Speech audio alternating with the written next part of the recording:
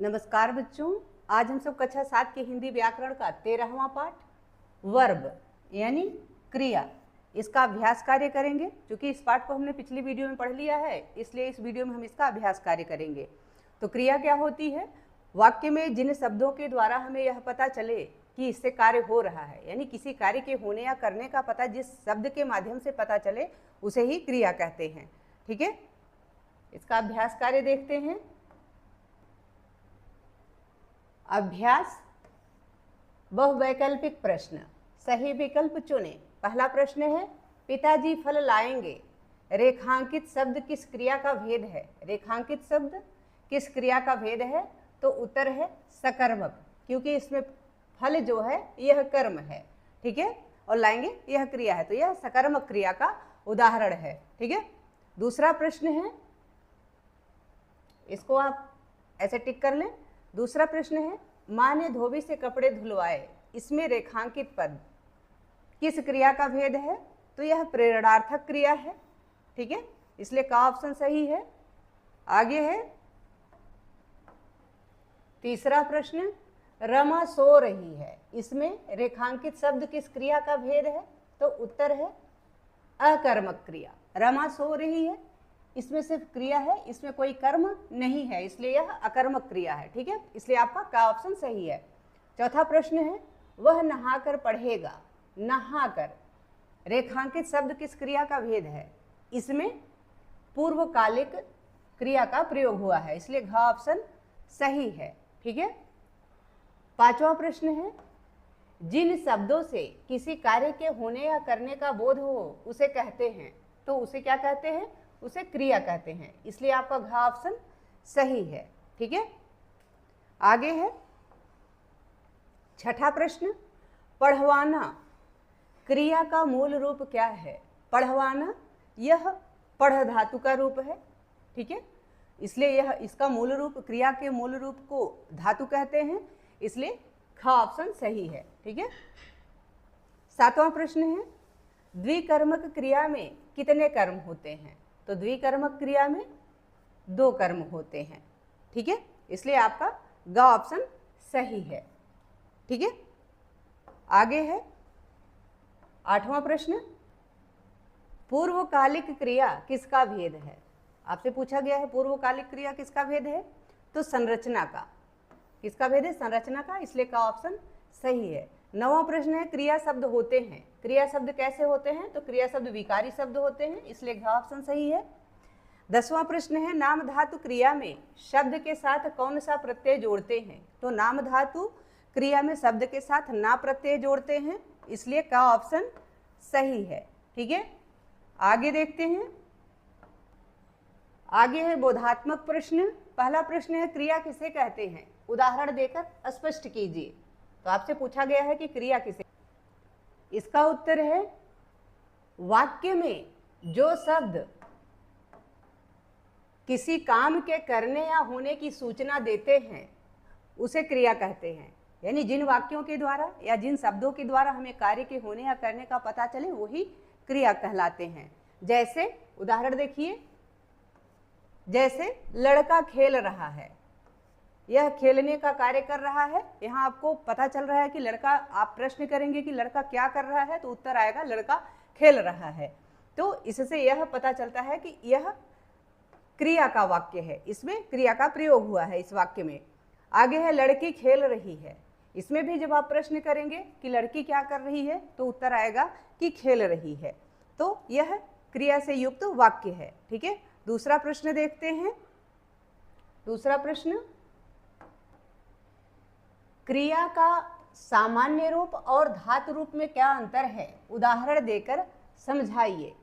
तो इसका उत्तर है, क्रिया का सामान्य रूप मूल धातु में ना प्रत्यय लगाने से बनता है, जबकि क्रिया का जो मूल रूप है धातु है वही धातु कहलाता है। यानी क्रिया का जो मूल रूप है वही धातु कहलाता है। धातु क्या है? कि वह क्रिया का मूल रूप है, और सामान्य क्रिया क्या है? कि वह मूल धातु में ना प्रत्यय लगाने पर बनती है। ठीक है, जैसे पढ़ना, पढ़ धातु है, ना प्रत्यय लगा हुआ है, तब जाके पढ़ना हुआ, यह क्रिया का सामान्य रूप है, यह क्रिया का सामान्य रूप है। हस धातु है, ना प्रत्यय लगा, हंसना शब्द बना जो कि क्रिया का सामान्य रूप है। जबकि तथा यानी जबकि पठ, हंस, लिख, जा, देख आदि ये क्रिया के मूल रूप हैं। यानी ये धातु हैं, पठ धातु है, हंस धातु है, लिख धातु है, जा धातु है, देख धातु है, ये सब धातुएं हैं, इसलिए ये क्रिया के मूल रूप हैं। ठीक है, अगला प्रश्न देखते हैं। तीसरा, क्रिया के कितने भेद हैं? सभी के नाम और एक एक उदाहरण लिखिए। तो इसका उत्तर है क्रिया के मुख्य रूप से दो भेद हैं। पहला सकर्मक अकर्मक क्रिया और दूसरा सकर्मक क्रिया। तो अकर्मक क्रिया जैसे बच्चा सो रहा है, अकर्मक क्रिया जैसे बच्चा सो रहा है, गाड़ी आ रही है, इसमें कोई कर्म नहीं है, इसलिए यह अकर्मक क्रिया है। दूसरा है सकर्मक क्रिया। सकर्मक क्रिया यानी कर्म के साथ की क्रिया, जैसे गरिमा पुस्तक पढ़ रही है, इसमें पुस्तक शब्द क्या है? यह कर्म है। पुस्तक शब्द क्या है? यह कर्म है, और पढ़ रही है यह सकर्मक क्रिया है। ठीक है, जैसे पिताजी फल लाए, तो फल जो है वह कर्म हो गया और लाना यह क्रिया हो गई सकर्मक। ठीक है, चौथा प्रश्न है अकर्मक और सकर्मक क्रियाओं की पहचान बताइए। यानी अकर्मक और सकर्मक क्रिया को हम कैसे पहचाने?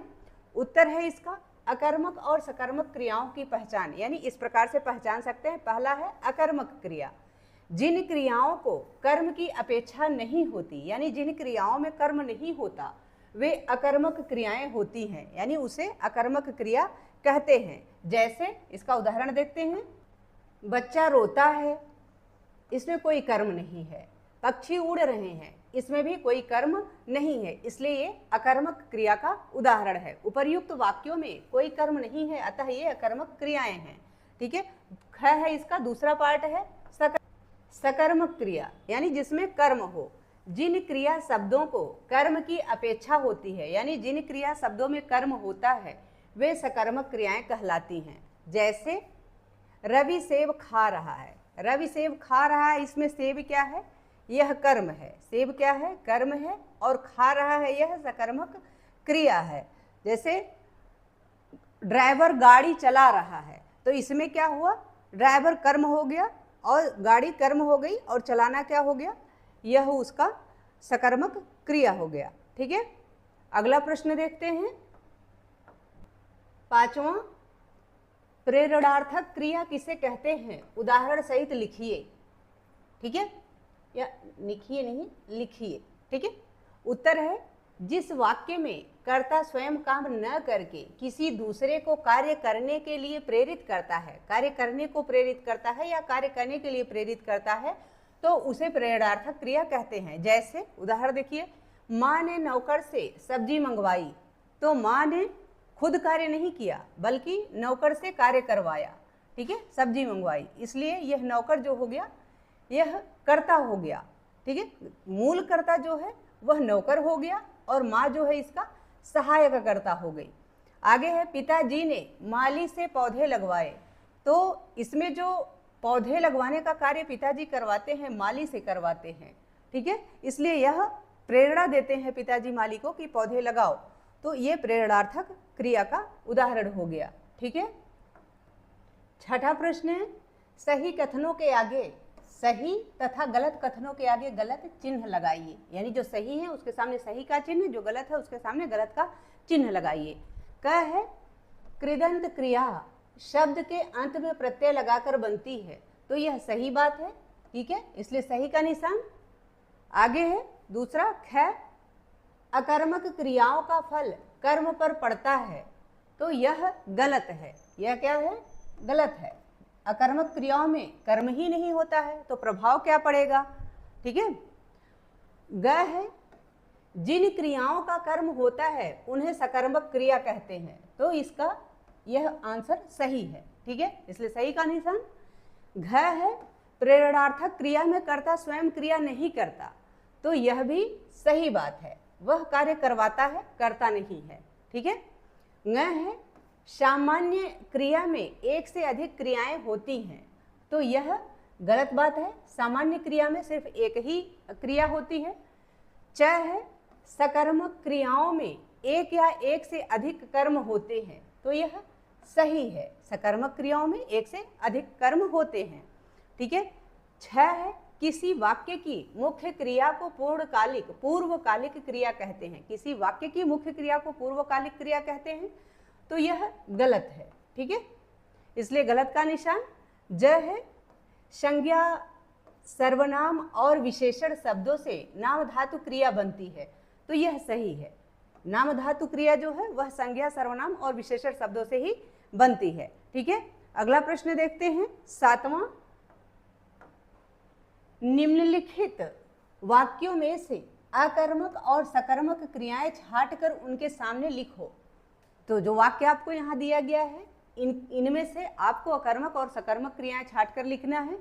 चिड़िया उड़ रही है, इसमें अकर्मक क्रिया है, उड़ रही है, सकर्मक क्रिया नहीं है। ठीक है।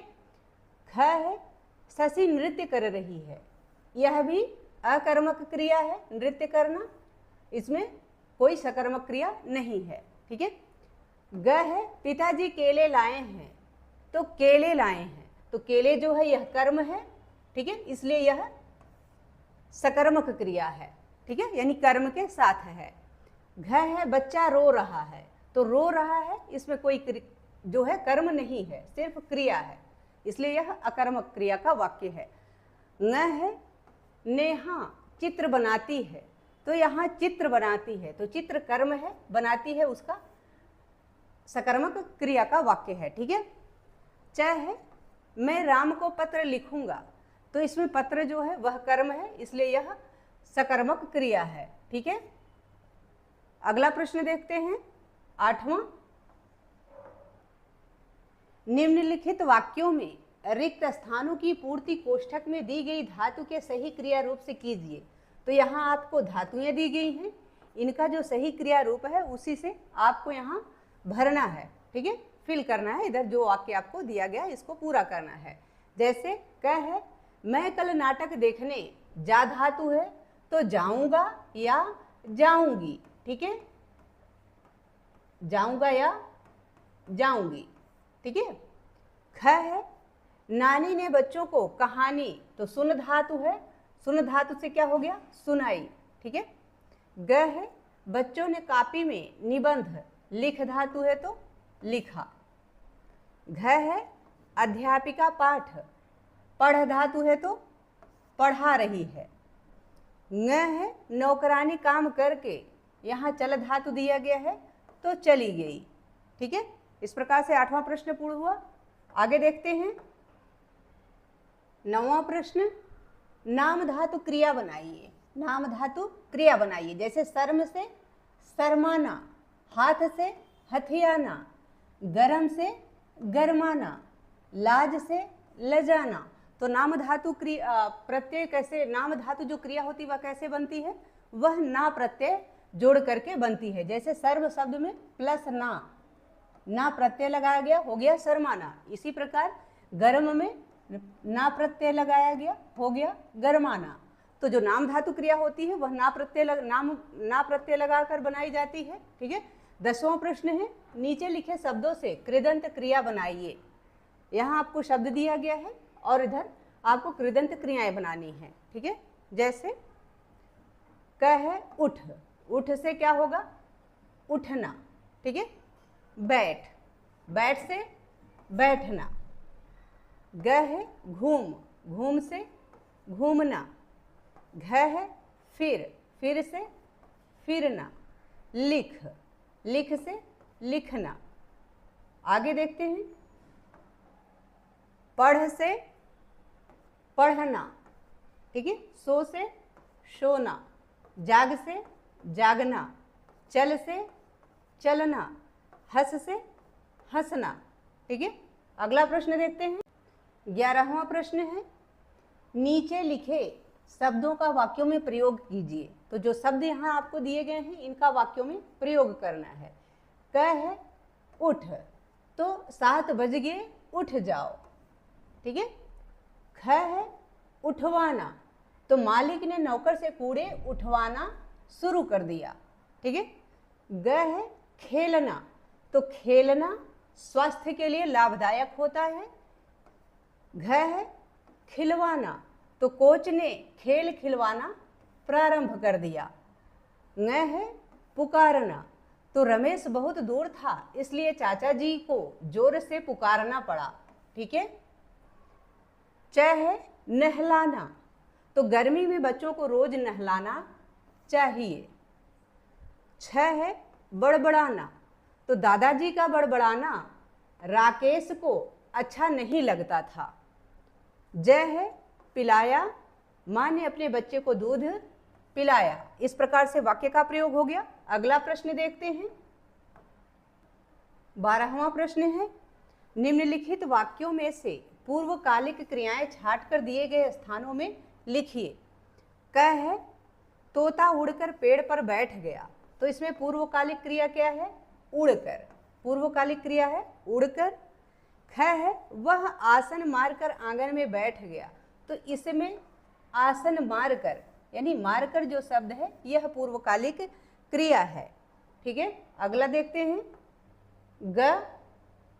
ग है अपने पिता को गुस्सा देखकर राजेश शांत हो गया, तो गुस्सा देखकर, इसमें देखकर शब्द क्या है? यह पूर्वकालिक क्रिया है। घ है बच्चा खेलकर सो गया, तो खेलकर यह पूर्वकालिक क्रिया है। ङ है दादी जी ने हंसकर कहा, तो हंसकर पूर्वकालिक क्रिया है। अगला प्रश्न है 13वां, कोष्ठक में दिए गए शब्द का प्रयोग करके प्रेरणार्थक क्रिया वाला वाक्य बनाइए। उदाहरण देखो और समझो, यानी उदाहरण देखिए और समझिए। उदाहरण क्या है? मैंने पत्र लिखा, मैंने शिष्य से पत्र लिखवाया, तो आपको ऐसे लिखना है कि मैंने शिष्य से पत्र लिखवाया। इस प्रकार से आपको प्रेरणार्थक क्रिया वाला वाक्य बनाना है। क है माँ ने दूध पिलाया, यहाँ आपको शब्द दिया गया है जिससे आपको वाक्य बनाना है, तो माँ ने धाय से दूध पिलवाया। ठीक है। ख है मजदूर मकान बनाता है, तो यहाँ ठेकेदार दिया गया है, तो वाक्य बनेगा ठेकेदार ने मजदूर से मकान बनवाया। ग है अध्यापक पढ़ाता है, यहाँ छात्र दिया गया है, तो वाक्य बनेगा अध्यापक ने छात्र से पढ़वाया। घ है माली पौधों को पानी देता है, वाक्य दिया गया है मालिक, तो वाक्य बनेगा मालिक ने माली से पौधों को पानी दिलवाया। ठीक है। अगला प्रश्न देखते हैं 14वां, इन वाक्यों में प्रयुक्त क्रियाओं का भेद लिखिए। यानी जो वाक्य आपको दिए गए हैं इनमें किन क्रियाओं का प्रयोग हुआ है वो आपको लिखना है। क है गोलू हंस रहा था, इसमें अकर्मक क्रिया का प्रयोग हुआ है क्योंकि इसमें कोई कर्म नहीं है। ख है मैं खाना खा रहा था, यह संयुक्त क्रिया है। ठीक है। ग है राम ने रावण को मारा, यह सकर्मक क्रिया है। घ है माँ ने नौकर से सब्जी मंगवाई, ये प्रेरणार्थक क्रिया है। ङ है नाव पानी में डूबती चली जा रही थी, तो यह संयुक्त क्रिया का उदाहरण है। च है वह सोकर चला गया, तो यह पूर्वकालिक क्रिया का उदाहरण है। ठीक है। आशा है कि यह पाठ तथा इसका अभ्यास कार्य आप सबको बहुत अच्छे से समझ में आ गया होगा। यदि पाठ से संबंधित या वीडियो से संबंधित कोई सुझाव हो या आपकी कोई क्वेरी हो, प्लीज़ कमेंट बॉक्स में अवश्य लिखिएगा। वीडियो पसंद आए तो इसको लाइक करें, शेयर करें। चैनल पर नए हैं तो प्लीज़ इसे सब्सक्राइब अवश्य करें। बहुत बहुत धन्यवाद।